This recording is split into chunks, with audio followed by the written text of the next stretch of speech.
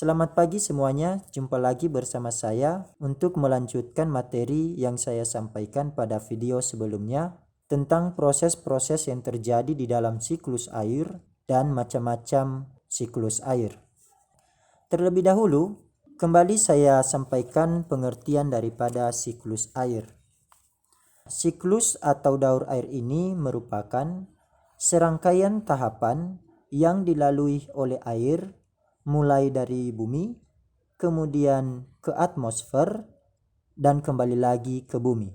Tentu dalam hal ini ada sebuah siklus, di mana pada awalnya tadi air itu ada di bumi, kemudian melalui proses maka naik ke atmosfer dan kemudian turun lagi ke bumi.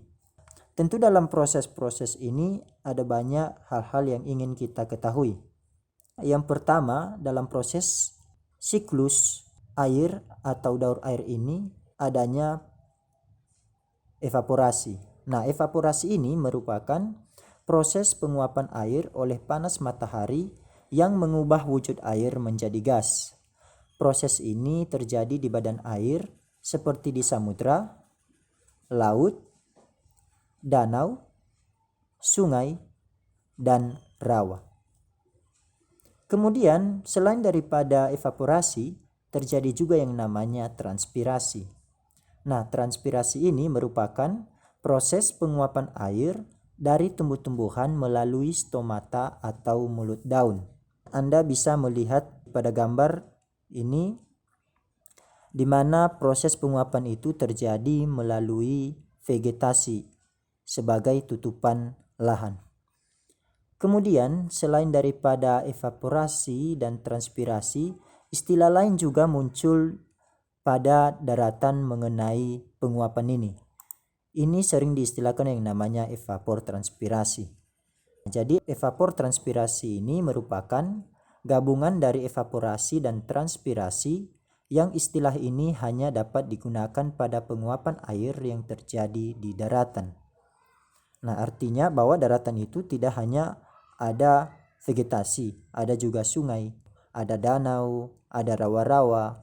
Nah, sehingga kalau ini digabungkan namanya evapotranspirasi. Kemudian selain daripada proses evaporasi, transpirasi atau evapotranspirasi ini, ada juga disebut yang namanya sublimasi. Sublimasi merupakan proses penguapan yang terjadi pada salju dan es yang proses perubahannya dari padat menjadi cair kemudian menjadi gas atau uap air.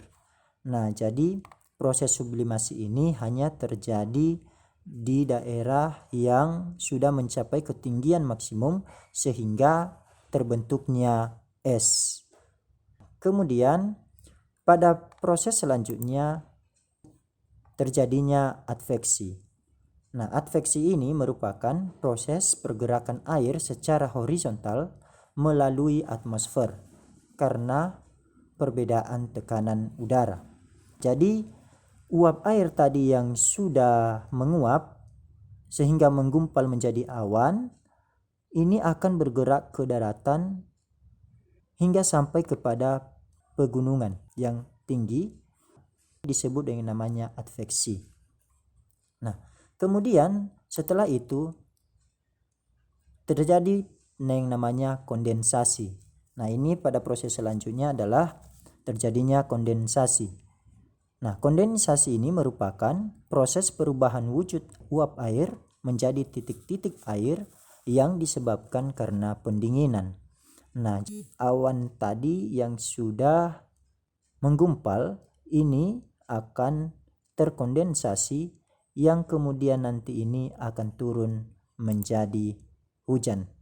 Hujan dalam siklus hidrologi itu diistilahkan yang namanya proses presipitasi. Bisa terjadi di laut, bisa terjadi di daratan yang masih belum sampai pada ketinggian maksimum, dan bisa juga terjadi pada ketinggian maksimum yang sudah ada es. Nah, kemudian setelah itu pada proses selanjutnya adanya aliran permukaan dan infiltrasi. Nah, jadi hujan yang sudah jatuh ke permukaan bumi tadi ini kemudian mengalir melalui aliran permukaan menuju ke tempat yang lebih rendah. Itu bisa laut ataupun danau.